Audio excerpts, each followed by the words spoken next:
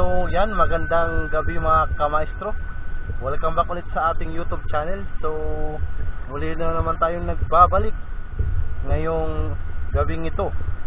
Ayan, so salamat sa Diyos dahil medyo kalmada na dito sa aming area, dito sa Masbate. So ngayon ay dito kami mamamana sa Gutusan spot. Tawatolo ay maganda yung spot dito mga kamaestro. Yan, so antabayanan nyo mamaya kung ano yung ating mapapana. At yan, bali may tatlo tayong kasama ngayon, si Kamaestro Gabi, Kamaestro Bongbong Masamayor at Kamaestro Alvin. Ayan. Okay, so yan, kita-kits tayo mga kamaestro. Ingat-ingat tayo lagi dyan sa bawat dako. Okay, so let's go.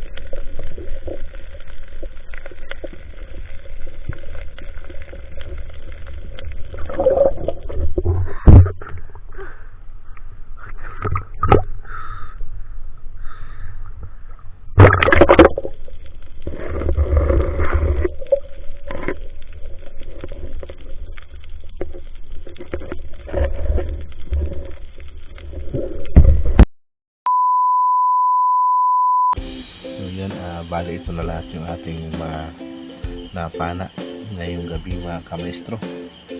So ito yung cuttlefish natin, timbangan natin kung nakailang kilo ba. Yan, so exacto nasa 1 kilo mga kamaestro yung ating cuttlefish.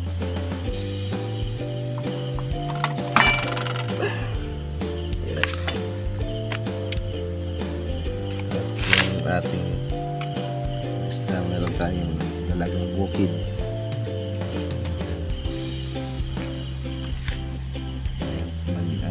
Manilanon, meron tayong surahan, tabudyos,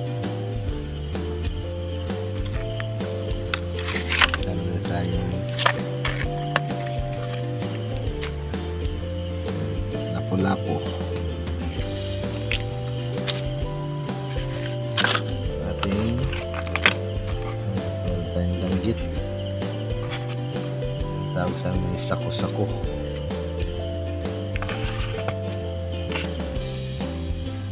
Pulahan.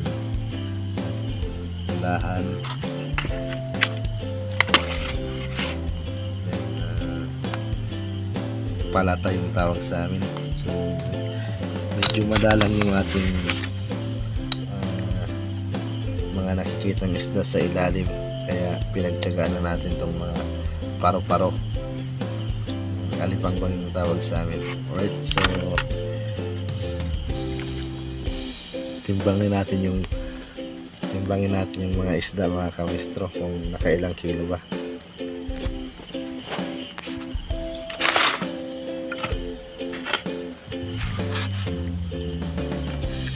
Okay. So ito na lahat yung ating mga isda. At yan nga, naka 1.5 kilo. Plus yung ating cuttlefish. So bali 2.5 kilo lahat yung ating napana ngayong gabi, mga kamestro. Ayos na. At makakabinta rin tayo. Okay. Yan. So salamat sa Diyos, mga kamestro. So hanggang sa susunod nating episode,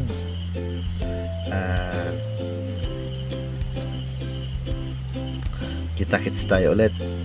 So lalong-lalo na sa ating mga OFW na nagtatrabaho sa ibang bansa, mag-iingat po tayong lagi. At sa lahat ng mga espero, keep safe sa pag-dive, mga kamaestro. Ingat kayo lagi, lalong-lalo na sa mga esperong namamana tuwing gabi. Mag-iingat po tayo lagi. Okay, bye bye. Yeah.